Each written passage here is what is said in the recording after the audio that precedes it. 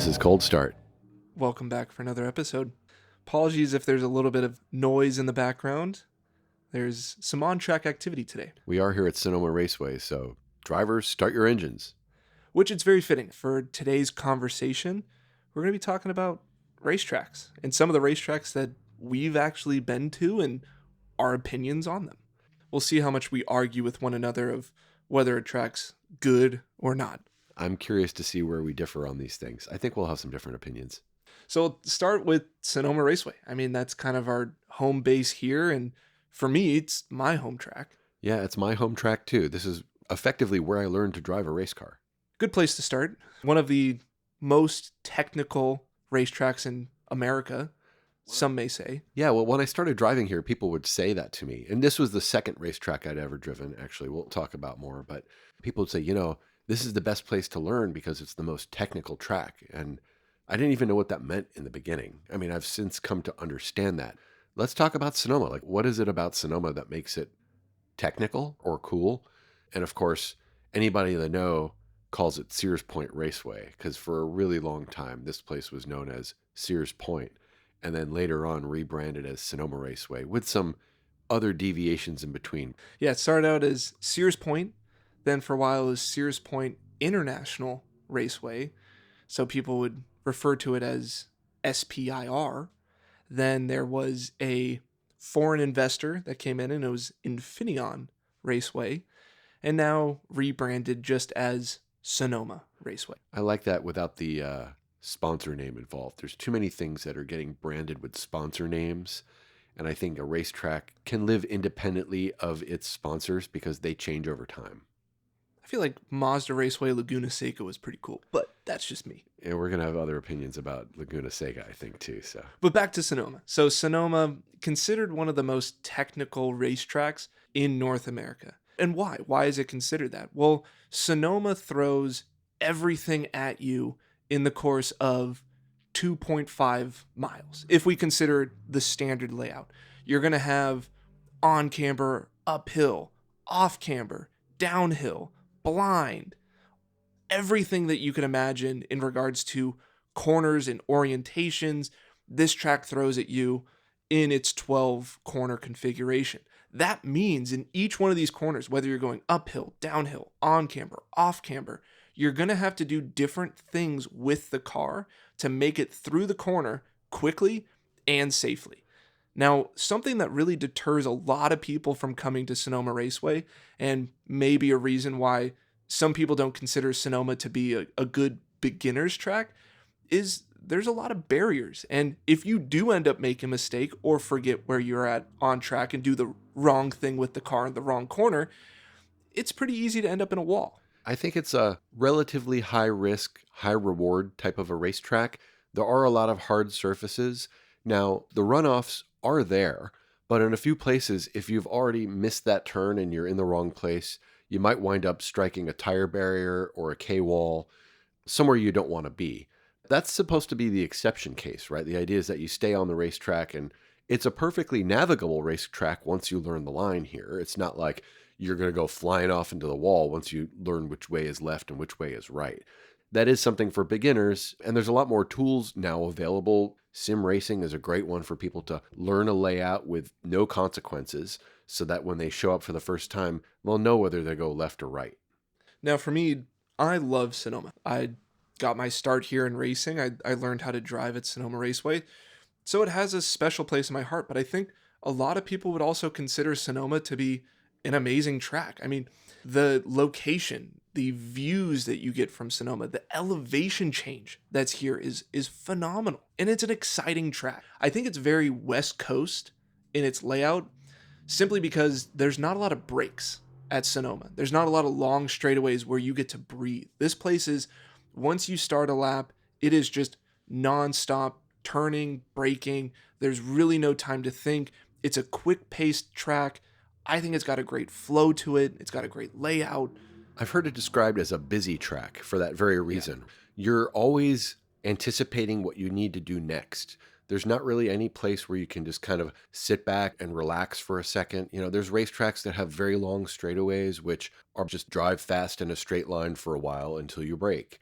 Sonoma, by argument, might not even have a straightaway. There's a period from the bottom of turn 6 to the turn in turn 7 that's sort of straight, but it's uphill and it's bumpy. That's the closest thing that we have to a straightaway. But yet there's so much character, and if you can say a racetrack has charisma, there's something about Sonoma that's just compelling. The way that the straights and turns are put together, the elevation change, there's 160 feet of elevation difference from the highest point on the racetrack to the lowest point here. That's enormous. And if you've only ever done sim racing, something that you're missing is the effect of G-force and elevation in that drive. Going up a hill and it being blind so that you can't see what's coming up next, driving down a hill and trying to adjust for the fact that gravity is now part of the equation, not just how fast the car can go and how much grip the tires have. And there's also a difference between like a good driver's track and a good racetrack, right? That's going to be a different behavior if you're racing at a track comparative to just doing lap days at a track. Now, a lot of people will say that Sonoma is a very challenging track to race at. Now, for me, raced here plenty of times, it's one of my favorite places to race. And the reasoning is that the corners are so consecutive that to be able to plan out a pass, you almost have to plan it 4 corners before. And I really describe this place like high-speed chess. This isn't checkers. Like some other tracks are like playing checkers. It's pretty easy to make your move. It's pretty straightforward to just go to the inside of someone. Where here at Sonoma, you almost have to set yourself up corners before to initiate kind of a fake pass to then offset the other car to then where you can have the advantage in 4 corners and then be able to complete that pass. The racetrack is wide enough that you can get 2 or 3 cars wide in sections. It's not so wide that it feels like there's this huge expanse and you can be far away from all the other cars when you're driving. But it is those things together that makes this such a special place. And I would say this is my favorite track to drive in any place that I've driven yet so far. The nature of this place is such that you can actually get a bird's eye view of the entire racetrack. It makes it a really good track from an instruction perspective because there are places that somebody who knows more than you can go and get a view of where you are almost anywhere entirely on this racetrack and then make observations and then give you feedback about it. And then when it comes time to race, you have pretty good sight lines. There's good visibility from turn to turn, other than the blind corners that exist, of course, but it allows you to do that thing where you anticipate. When you start out racing and driving on track, they tell you, look where you want to go. Keep your eyes up. Look ahead of you. And that applies so much at Sonoma because if you're in a position where you're looking at the inside apex of a turn that you're at, you've already messed up the next turn because it's going to come at you faster than in a lot of places. So it is that game of 4D chess. You really need to be anticipating and ahead of things. If you're reacting or responding, it's generally too late. Yeah. Now, my favorite section at Sonoma is definitely the S's. Now, the S's is the downhill section. Once you go through turn 7, you make a turn to start coming back down the hill. And the turns within the S's are a consecutive downhill off camber for 8. And then it's a on camber, almost uphill entry for 8A, and then a cresting over a hill blind corner on the exit. Now, the rhythm and the timing that it takes to go down the S's at full speed and on the limit of the vehicle without losing control, it's a sort of finesse that once you nail it, once you nail that dance down the S's, it's a feeling that no other track can give you. Learning to drive at Sonoma can be a little intimidating at first, not even just compared to other tracks because there's hard walls and things, but because the challenges here are so real. And when you find somebody who's experienced driving this track, they'll be saying things to you that you can't quite get your head around, like driving through those S's that you were just describing. Do that flat in this kind of car. Now, that's highly variable from car to car and setup to setup, but I remember trying to approach this in a Formula 3 car while I was learning how to drive one of those at this racetrack. Somebody would say to me, the S's are flat in this car. I would just scratch my head and say, I'm so far away from being able to keep my foot fully down on that throttle all the way through this. I don't see how that's even possible. The challenge here, and I think the thing that makes it so rewarding is you can kind of chip away at this thing. It's probably like, well, you say like chess, like getting better at chess. It's probably a lot like getting better at piano. Nobody sits down at a piano and is just a master at it on their first attempt. Yeah. They get a little better and a little better and a little better, then they can play a song. Then a little better and a little better, then they can play that song well.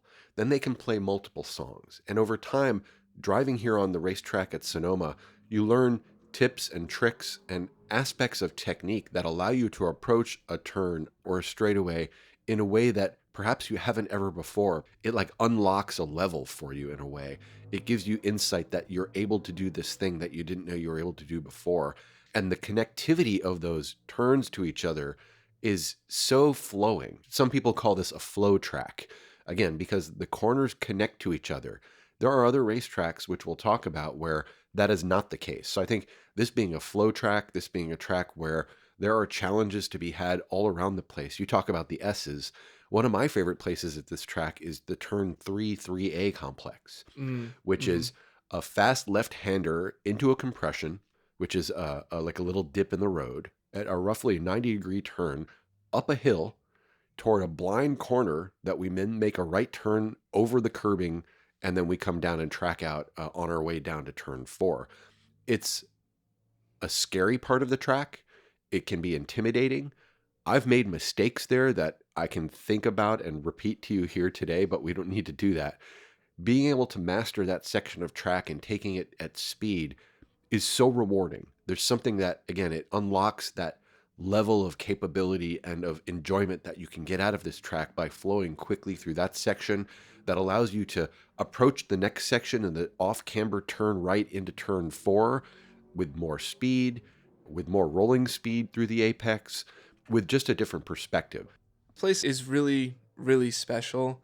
Unfortunately, Sonoma has gone through repave in recent years, which brought a lot of excitement to Sonoma in hope that there was some bumps forming in certain sections of the track, and especially for low slung formula cars, were pretty well noticeable. And there were some old patches here and there, and this new repave was very exciting that Sonoma was going to get this new life. And we were all hoping that it was going to retain a lot of its old characteristics. And since the repave, unfortunately, the pavement hasn't been holding up as well. And now the place is a little bit more patched up than even before that repave. So unfortunately, Sonoma has lost a little bit of its character and nuance since that repave, but still a very, very special place Yeah, nonetheless. the layout hasn't changed, right? The elevation hasn't changed. The directions of the turns haven't changed. The configuration of the overall place hasn't changed. That's the same. There are places on the surface now that require a different approach or maybe less predictable than they once were. But we're talking about a racetrack that was the product of evolution over time as well. A place that had been in place for 30 or 40 or more years, going through changes and getting used. One of the famous things they used to say about Sonoma Raceway is that there were activities running here 300 days a year. Talking about where we are, we're in Northern California in wine country. Sonoma County is well known widely, Napa Valley right nearby. Very temperate climate. There are only a handful of even weeks of the year where it's unpleasant to be here because of the weather outside. The views from the high parts of the track, you're overlooking these expanses of farmland, vineyards, and on a clear day, you can see almost entirely down to the skyline of San Francisco. It's a pretty special place in its locale, and things do change. And this repave that occurred here has happened at other racetracks where they decide the surface has gotten too bumpy, too rough, just doesn't look good, and they're going to go and try to smooth that out. And in some places, it goes relatively well, but in a lot of places, even some of the biggest tracks in the world don't manage to get it right the first or second or even third time. We all had really high hopes for how this repave would go, and I think it's still going to be a story that tells itself over time as the track continues to evolve. One of the other things I think that was really cool about this place, and this might sound sort of backward or even sort of masochistic, this place in the rain, sort of a tough place to navigate. And in particular, if you haven't been on a racetrack that was heavily rubbered in, that also had elevation changes over time, it's an experience that's unlike any other. Unlike those, I should say, if you hadn't had that experience before. This is a place where in the rain, prior to this repave, you literally inverted the line. You would drive offline to find grip because the parts of the track that were considered on the racing line had been rubbered in. That is, cars driving over the surface over and over and over again over a period of many years, drive that rubber from their tires into the grooves of the pavement, into the surface, the aggregate that makes up the racetrack, just like a road, like you would see the asphalt on a good warm day when the track gets warmed up and cars have been driving around it. Driving on that line, that rubbered in line, would actually give you additional grip. But on a rainy day, it became treacherous because that rubbered in line was the slipperiest thing around. It was almost akin to driving on the grass in the wet.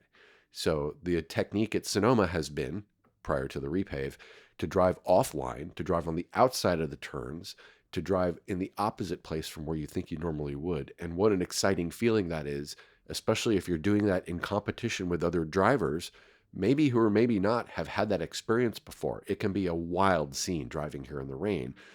The tricky thing is, though, every time you go on the outside of a turn, for every turn, you're going to cross that rubbered in line where it's really slippery. So it's almost like a little hydroplane moment as you're going from the outside of a turn, crossing the line to get to the outside of the next approach to the turn.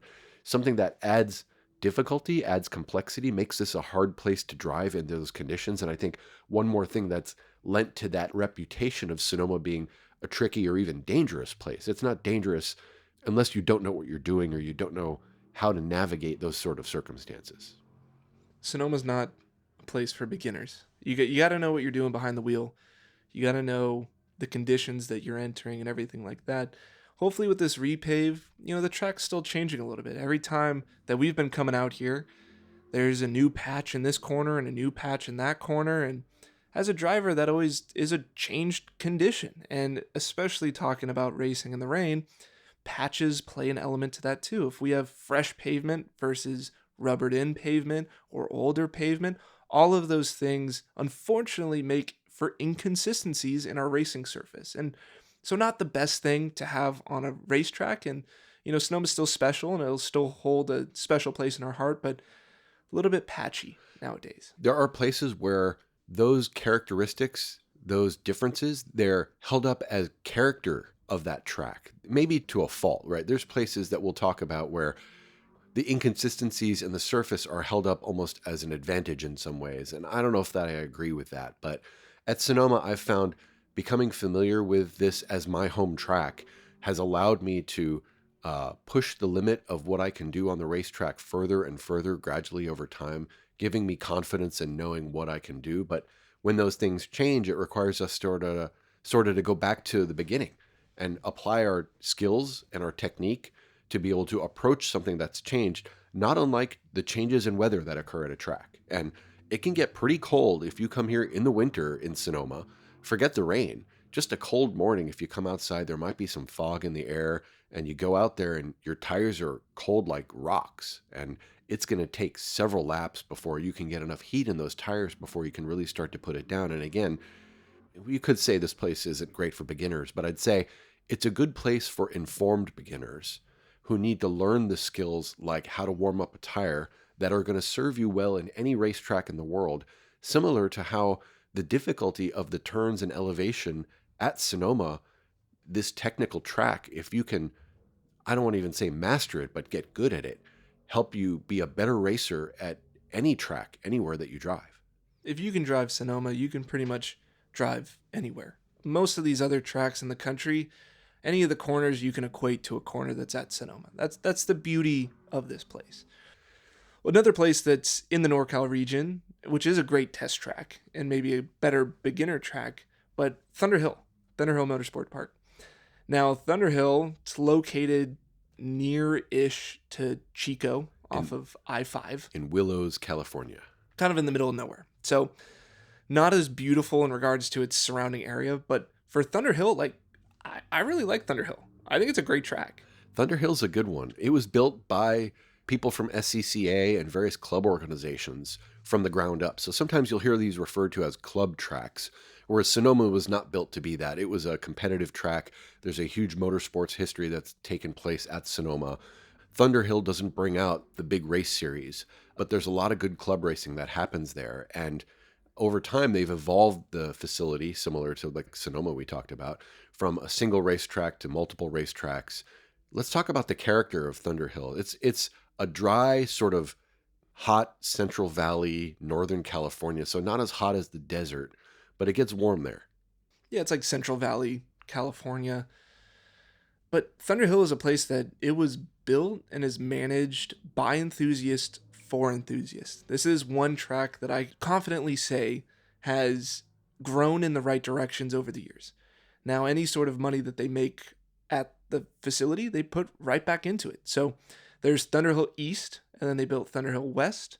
They've been able to connect the two and create a 5-mile circuit out at Thunderhill. And they've also invested a lot of money into big skid pads as well. So, any of those drifters out there, this is a great place to go to a drifting event. But to talk about the flow of Thunderhill, it's a faster track. There's not a lot of hairpins. There's not a lot of tight corners at Thunderhill.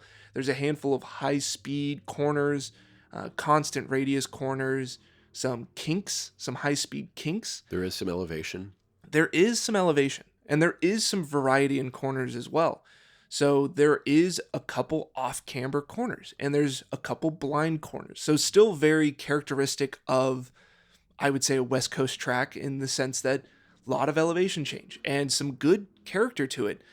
A lot more speed. So like I said, there's not a lot of big braking zones. Maybe one or two. But for the most part, you're able to carry a lot of speed. And it's a great racing track too. So it actually does provide for a lot of good racing. There's plenty of room. You can get side by side. There's a couple places that are kind of technical. So like it requires some good skill to be able to carry your speed through. And so if another driver makes a mistake, you're able to get a run on them and have the space to be able to overtake into the next corner. Thunderhill also does the 25 hours of Thunderhill. What a great race that is. So an endurance race that goes for 25 hours straight. I've been able to do that race, and it's an awesome facility to be able to have that event at. And it allows people that are grassroots and even pro teams be able to compete against one another. And I enjoyed my time doing it back in 2018. There's two tracks at Thunderhill. Thunderhill East, which is a 3-mile track, and Thunderhill West, which they added later, which is a 2-mile track. Those two can be combined, as they are for several events like the 25-hour, into a 5-mile track. When people refer to Thunderhill without describing which one, generally they mean the East track. That's sort of the classic, if you will, 3-mile track. They have multiple configurations. There's two primary ones that they run there, and similar to Sonoma, where there's 4 or 5 different layouts that they can make out of the surface, there's a feature in the track which is a rise up over a hill and then a blind turn downhill that they call the crow's nest. And then there's a way to go around that, which is called the bypass, which is sort of a off-camber area where you could actually catch a little air, or you can catch a little dirt if you wind up in the wrong place. There's a lot of dirt around Thunderhill, and I don't mean that in a pejorative way. I mean that in, if you're taking a chance, if you're pushing the limit a little bit, the consequences of doing that at Thunderhill are generally less than they would be at Sonoma by comparison. I think there's 2 walls that you can hit at Thunderhill. Yeah, along the main straightaway and then the back straightaway, there are some K-walls. Yep. But pretty much everywhere else, it's open. That's not to say that you would have a good time if you went off track. I once had an experience where, in a fairly innocuous way, I went a little wide of the curbing that was there, and it didn't end well for my car. It would be fair to say that Thunderhill is a good track for beginners who are looking to start to expand their skills and push their car a little further toward the limit, in the fact that if you were to exceed the track's surface or boundaries for some reason, in a lot of places, all you're going to do is get really dirty and pick up a lot of sand. Yeah. Talking about the different configurations for East of Crow's Nest versus Bypass. I mean, I hate the Crow's Nest. Now, if they're running a day where the Crow's Nest is in play, it is just such a terrible, mindless corner. Now, the Bypass in comparison, now we're talking about raising your blood pressure a little bit, the excitement of going over the Bypass, which, like you were talking about, is this big cresting right-hander off camber, which sounds like everything that's just going to be terrible. And it kind of is, but if you grab the technique required to throw a bunch of speed up and over the Bypass, where the car can get light and it can get airborne, and you have to make sure that you land in the proper location, otherwise you're going off track. Once you understand how to do the Bypass properly, you would never not want to run the Bypass. Feel free to challenge this, but I think a lot of people would not call out the slowest part of any racetrack as their favorite part of a racetrack. And that's something about this crow's nest, right? It's a climb up a hill that once you get to the top of the hill, there's an abrupt turn and downhill section that's sort of blind in the beginning. So there's a little bit of faith required as you come into braking, but it's slow. I think in a lot of cars, it's absolutely the slowest part of this racetrack, and it breaks up the flow of what's otherwise, a track that connects a lot of medium and fast turns together. Right. Yeah, I was going to call the crow's nest chunky. It's very Chunky. chunky to get through there. What do you mean by chunky, though? The braking zone into it is not very smooth, and your minimum speed at the apex isn't fast, and then it's very difficult to understand where the track out point is because it's blind. It's completely blind getting up and over. And so when you get in there, it just kind of like chatters, and then you just kind of roll as much speed as you can. It kind of feels like it kind of like launches up and over the crest, and then you're trying to get back on throttle, and there's like not really that much momentum to get you going. So everything about it, the entry, the turn in, and the exit just feels chunky. Right. Okay, I could see that. Well, this is turn 5, right? And then as that flows into turn 6, if you take the bypass, now you're carrying some speed into turn 6. It makes it a much different turn than if you're coming up over that crow's nest and effectively starting from a near standstill coming down the hill because you've had to brake so much to get that turn in to work. It interrupts the flow. So I think we could both agree that the bypass is the superior of the two configurations. Oh, absolutely. And I would argue that East is the superior configuration. I think that's a pretty easy argument to make. I don't think there'd be too many people to argue with you on that. Thunderhill West, it gets a lot of activity. A lot of like intro track day groups like to rent out Thunderhill West. It is the cheaper track to rent out. And it's available more often. And the thing is like, to me, it's kind of a glorified karting track. Like, it's very tight, really low speed corners. It's a good intro track to get into track days because really there's nowhere that you're carrying that much speed, so your consequences are pretty low. But I always make fun of people that keep track of their lap times at Thunderhill West because it's so irrelevant to anything. The only thing possibly less relevant than that is when people keep track of their top speed achieved at a racetrack down a long straightaway. Similar vibes. Yeah, well, but by that comparison, at Sonoma Raceway, in a Formula car, the Formula cars I've driven, you'd be lucky to climb over 140 miles an hour through any part of that racetrack, yet it is so rewarding and so exciting to drive. Now, at Thunderhill, there is a long straightaway, right? There's a lot of cars that can top 160 or more down that straightaway, but that's not the interesting part of this racetrack. I don't think that's the interesting part of any racetrack. If you want to talk about going fast on the straightaway, let's talk about drag strips and the differences in drag strips. Guess what? There isn't any. They're all straight. Let's go drag racing. But yeah, Thunderhill West, not as exciting as East. The 5-mile configuration for Thunderhill, that is pretty cool. Now, when you add in West and East, and you have a 5-mile loop for a single circuit, that's pretty fun. 5 miles is crazy long. So if you're not that experienced at driving on a racetrack, most tracks are between 2 and 2.5, maybe 3 miles long. That seems to be the sweet spot. There are shorter and longer tracks, but Thunderhill is, I wouldn't say unique, but very different in that a 5-mile configuration for a single layout, there aren't that many of those around. Yeah, no, absolutely. And so if there's a 5-mile day going on at Thunderhill, check that out. See if you have the attention span to stay focused for a 5-mile lap. And what winds up feeling like this sort of, I don't know, like bimodal experience, right? Like you have the East track, which is fast and flowy and pretty exciting. And I think in almost any type of car I've ever driven there are challenge points. But then you kind of cross over into the West track where now you're on this sort of glorified karting track feel, and it's not as exciting. There's no elevation. There's not much to look at out there. You're kind of just waiting to go connect back up to the East track. Yeah, it seems like the difference between the East and the West, it's like kind of like the big boy track and the kiddie circuit. I've always thought of it in that way. I could buy that. One of the things I like about Thunderhill is turn 9. Turn 9 at Thunderhill is following a very fast turn. Turn 8 is a high-speed left-hander with a fair bit of track out, so you can really take a lot of speed into it. Turn 9 is a blind crest that is most well known for the feature that is given to people for where they should put their eyes. You're taking this leap of faith coming into turn 9 because you can't see what's on the other side of the racetrack, and the racetrack sort of dog legs right a little bit, but not right away. So getting your placement is really essential. And everybody who drives Thunderhill, I think at least once has heard about the water tank. There's a water tank off in the distance from the top of turn 9. If you kind of position your eyes in your car, will set you up well. If you find yourself pointing very differently from where that water tank is coming up over the hill, you're going to have a bad time of it.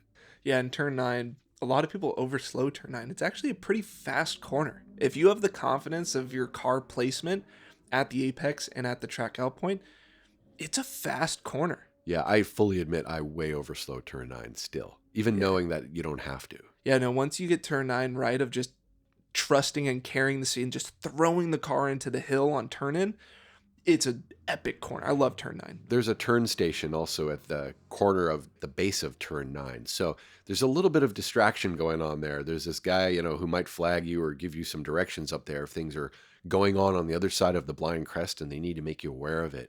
But yeah, the speed you can carry into turn 9 and that feeling of getting light up over the crest and then downhill gunning it for the next little, I'll say kink, but kink straightaway that exists before your next turn there is really exciting.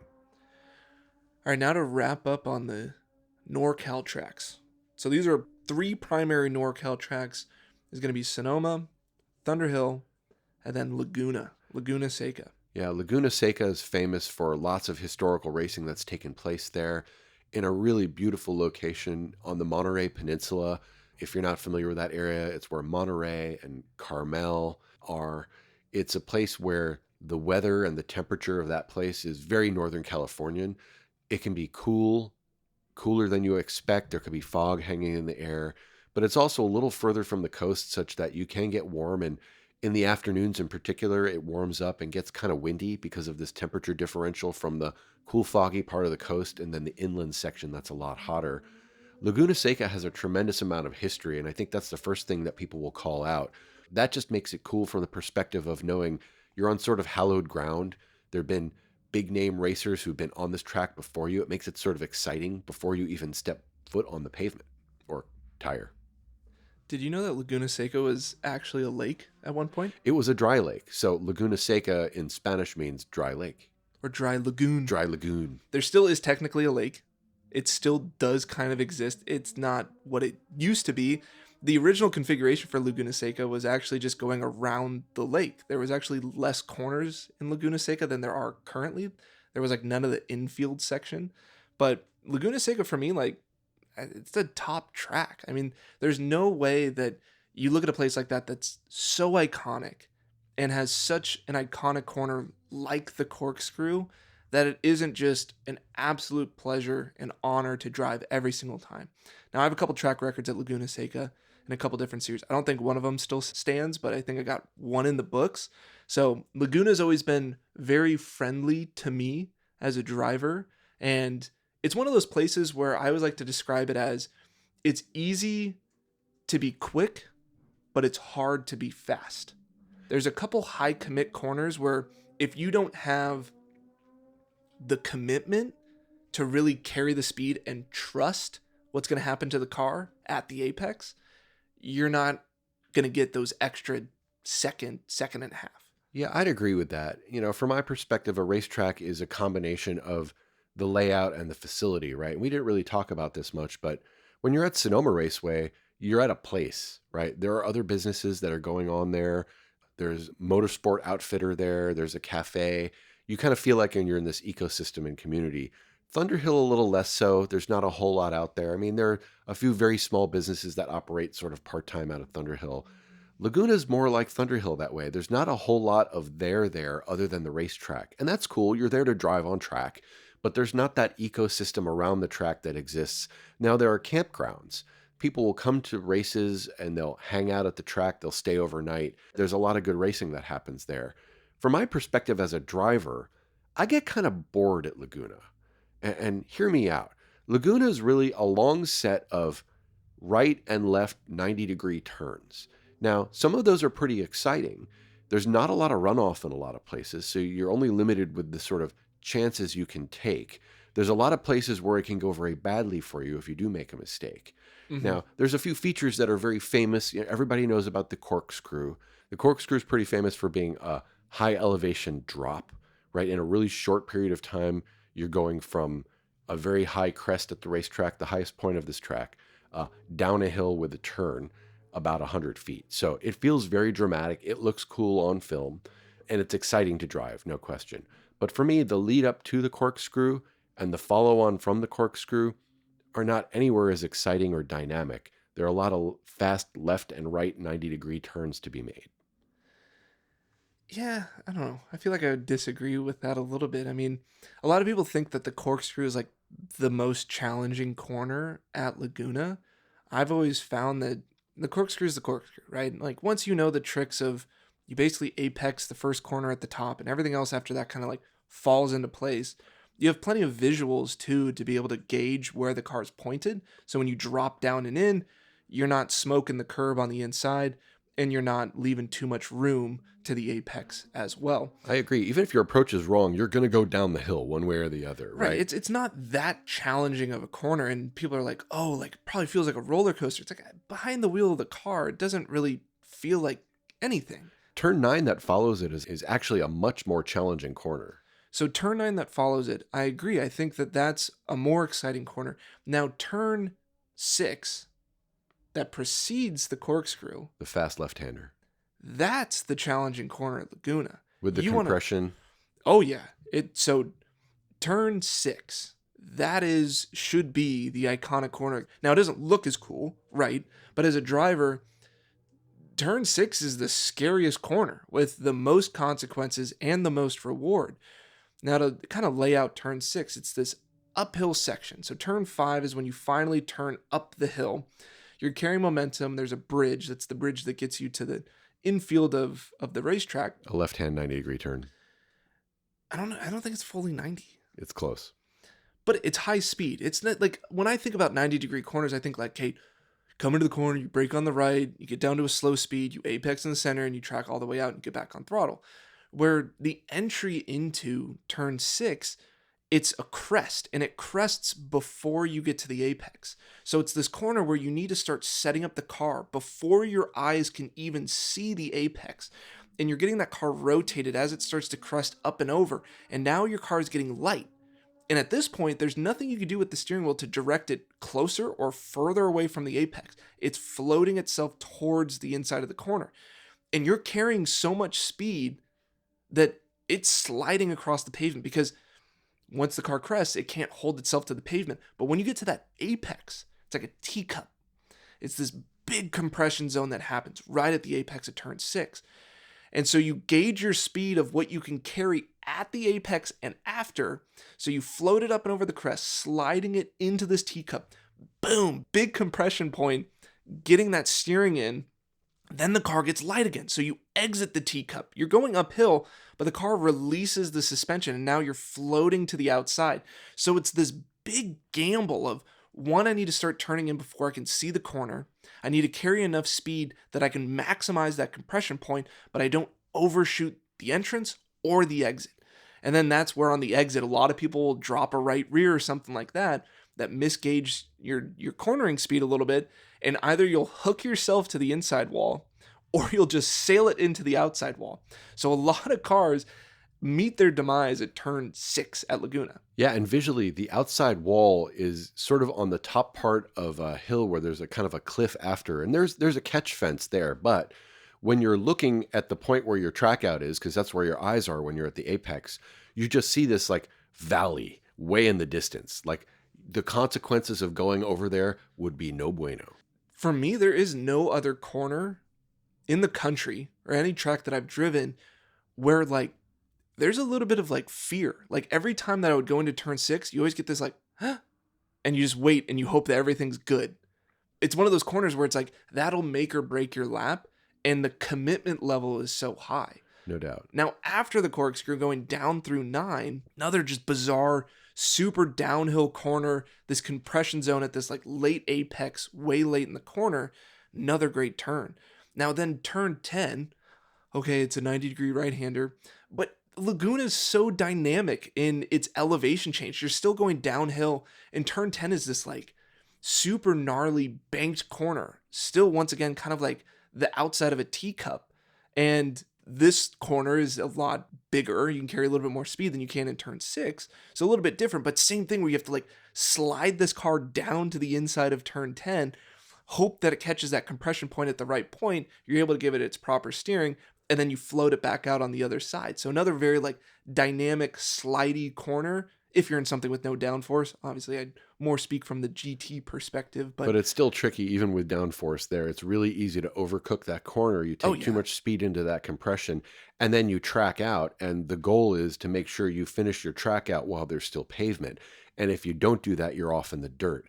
And it's really easy in that place, I've heard, to wind up off on the dirt. And then the impulse is to try to turn back onto the racetrack because you don't want to be in the dirt. You don't have grip out there. But if you try to turn back into the racetrack, you're going to hook it and you're probably going to wind up against something hard. Yeah, so I mean Laguna does have a couple simple 90-degree corners, but they're still dynamic. I, Like turn 6 and turn 10, there's elevation change.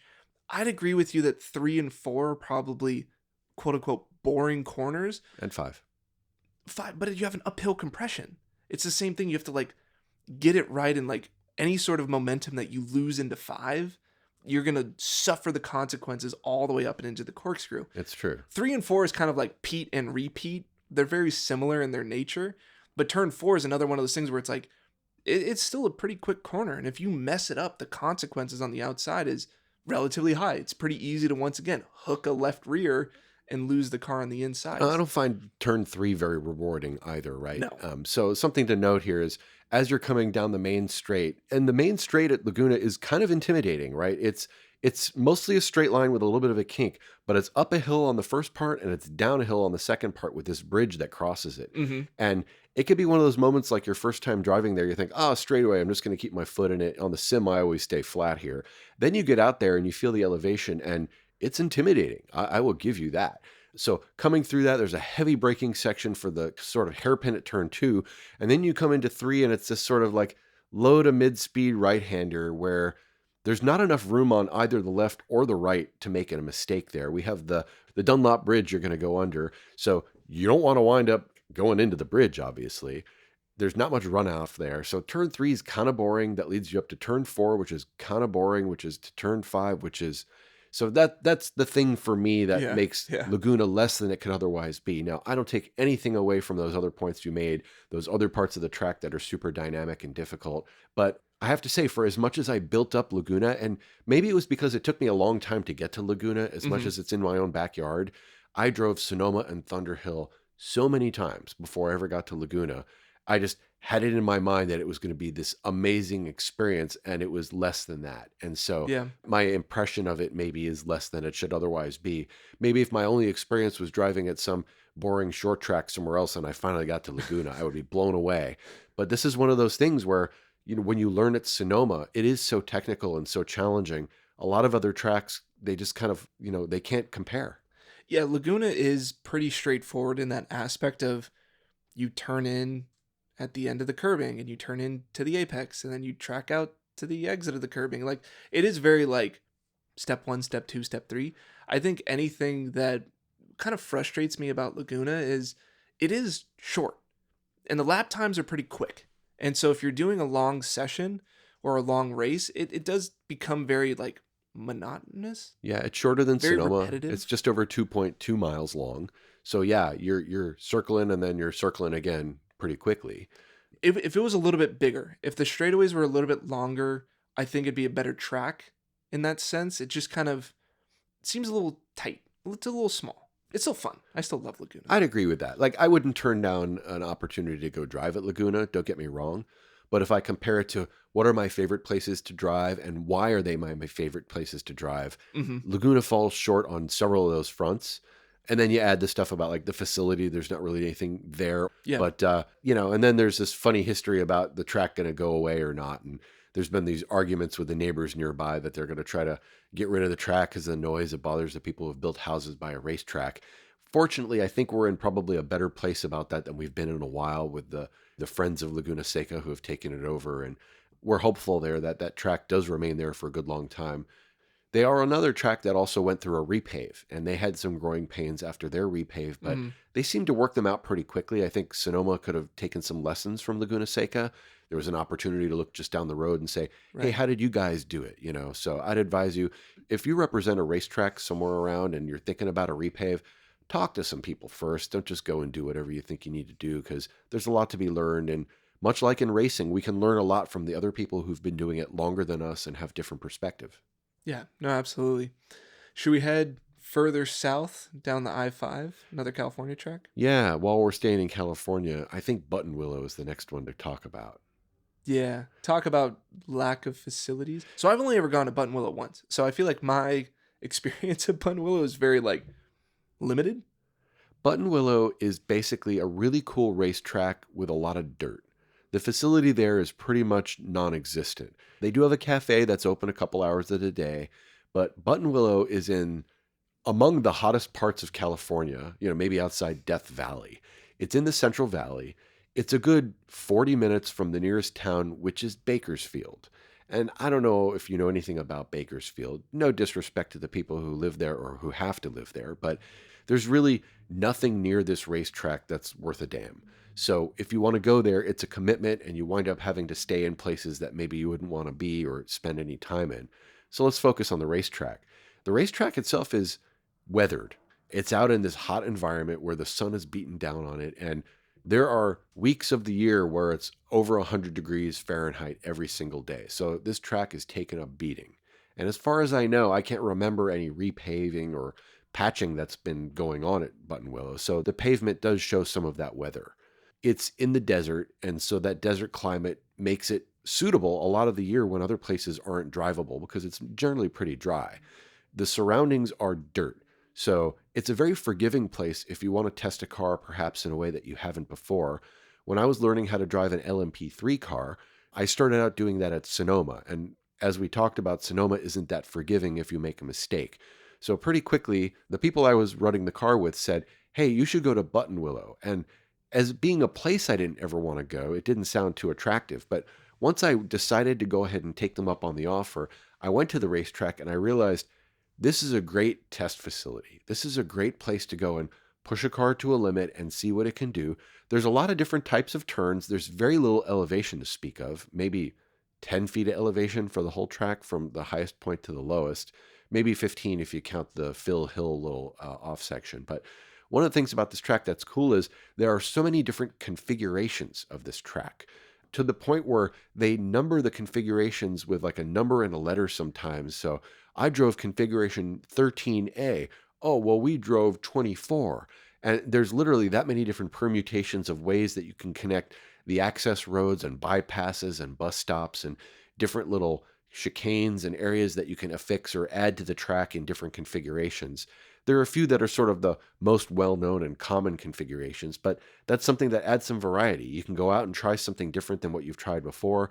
If you're on a motorcycle, then you can run a different configuration than if you're in a downforce car, than if you're in a GT car. It lends itself well to lots of different types of vehicles all in this single facility. It's a pretty cool track. I mean, when we went out, same sort of situation. We were testing a new car. It was a road course sprint car. Story for another time. But I was more focused on driving a very unique vehicle than I was on the track itself. But Buttonwillow has a good mixture of stuff. I think it's got pretty good variety of slow speed, high speed, S's, sharp corners, flowy corners. It is a great place just to learn a vehicle, and it's a good test facility. They do put on races there, and all the races that I've seen on the club level, not pro level stuff, but on the club level, they're always super exciting. And once again, Buttonwillow has a good mixture of corners of lefts and rights where you can have good racing, where you might be at a disadvantage in one corner, but it's going to set you up well for the next corner, and so forth and so on. So Buttonwillow, even though it doesn't have this great facility to back it up, it is a pretty good track. And I mean, even people from down in LA will make the trek up to Buttonwillow to drive it. Yeah, it's not a glamorous place, but it's a great place to drive. There are hairpins, there are off-camber turns, there are big, fast sweeper turns. There's a long straightaway. The long straightaway at Buttonwillow is almost 3/4 of a mile long. You can really carry some speed into that. The track overall is about just over 3 miles, like 3.1 miles long. So that's enough to give you some variety and some interest. You're not having that effect like we talked about at Laguna where you're like, up, lapping again. Here we are back to the beginning. you're out there for a while. And there are some high speed things. There's a high speed right hander they call Riverside, this complex of the turn, where you really have to learn how to carry some speed through this turn, keep it all on the track. The runoff there is pretty forgiving. It's out in the dirt, it's sagebrush, nothing that you're going to hit except in a few locations. There's, I think, all of one wall along the main straightaway and a bunch of turn stations that you don't want to run into. But you can go out there and push it. And if you wind up on the dirt, you'll be dirty and you can bring your car back on track and it's a good time. I've had some really fun experiences there pushing a prototype car, learning to use downforce. They have an S's section on sort of the back area of their track. There's an area they call the Star Mazda hairpin on the back side of the track that goes into these S's. Much like at Sonoma, in certain types of cars, we sort of manage or measure these S's by, were you able to get flat in these S's? Were you able to keep the throttle all the way down in this left, right, left, right? The S's at Buttonwillow are a little different than at Sonoma because they are gradually getting wider each time. So you start off in the most narrow part of the S's and it gets a little wider and a little wider with each additional turn as you gain speed. So it sort of neutralizes the effect because you're getting faster and faster as you go through these S's. And even though it's wider, you're carrying a lot more speed. So it feels a little bit more treacherous until you get to the end of that. And then there's a fast left-hander back onto the main straight right after that. So it's an exciting track. There's a lot of configurations. The cost of a mistake is pretty low compared to other places. The facilities aren't great. There's not a whole lot out there. So you really need to come well equipped. But I will say there are garages there where you can bring your car inside, get out of the heat, do the things to your car or yourself that you need to do before you can go back out there. During the summer, sometimes they'll even run these misters out by the cafe. There's this sprinklers that basically run out to keep people cool because it is such a hot place. But aside from those downsides, it's one of my favorite places to go run a car, especially a car I want to go drive fast and experience the feeling of G-force through some turns. It's a really great place, and they're developing there. It's a club-only track, but they've just recently added a second track, another circuit. I think they call it the circuit track. It's a slightly smaller one, but it's a sign that this facility is investing in their racetrack. They're putting more pavement down. They're not building a lot more buildings. They're not bringing a lot more businesses in. They're actually investing in this place by adding more places to drive. So I give them kudos for that. I really enjoy Buttonwillow, even though it's not my favorite place to be. I'll take an invitation to drive there pretty much anytime I can get there. So there is one other California track that I've driven. Well, I can't say I've driven on the track. I drove at the drag strip at Fontana, which is pretty famous in drag racing world. Fontana is known for being a drag racing friendly place, and I went out there and did a couple rips in the super comp, and I had an epic time. It was really fun. There were different types of dragsters out there. There were little kids in the junior drags. We had a good time, but the facility itself sort of leaves something to be desired, and Fontana isn't a place anybody would go if they weren't going there on purpose for the racetrack, I don't think. Well, you can't even go there anymore. It's gone. Fontana's completely gone? Well, I know that the California Speedway is all torn down. Yeah, they tore it down. They're going to repave it yeah. or rebuild a smaller track. So they tore down the big oval and sold, I think, 3/4 of the land to Amazon or some warehouse deal to be built. Much as most of that area is Right. mostly warehouses, right? And so I think they're going to build a short track that's going to be similar to Martinsville or something like that, which no one's going to know what Martinsville is, but Right. a NASCAR track that's smaller. It's going to be a smaller oval.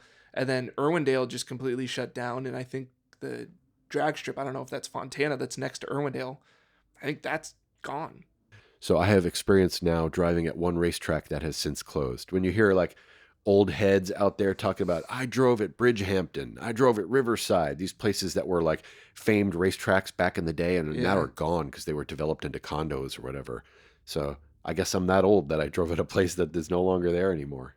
Yeah, Auto Club or Fontana, whatever you want to call it, kind of fell to the wayside just like Riverside did. I mean, Riverside was a famous road course down in the Southern California region and got bought out and torn down to put in condos. We'd be better off by having more tracks. And there are other racetracks in California, but none of them sort of meet that level of Sonoma, Thunderhill, Laguna, and Buttonwillow. So I think we'll leave them out of this conversation. I know they have their fans. So if you feel strongly about, we didn't talk about Willow Springs, we didn't talk about Chuckwalla, there's people who love those tracks. You're free to tell us about those. But I think we'll focus our California racetracks overview on these.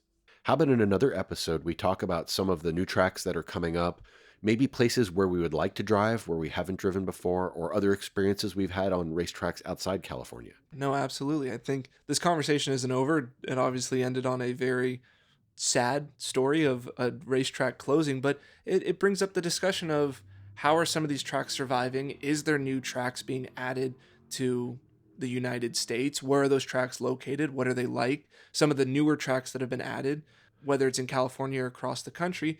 And plus, I mean, we've driven outside of California and raced outside of California, so I think it's worth talking about some of those other tracks that are in the Midwest and the East Coast. And I'm sure all the East Coast people are really mad at us to be Californians and stick to California. Hey, come to Sonoma. We'll show you what it's all about. And I feel fortunate enough to have the opportunity to drive a few racetracks over in Europe.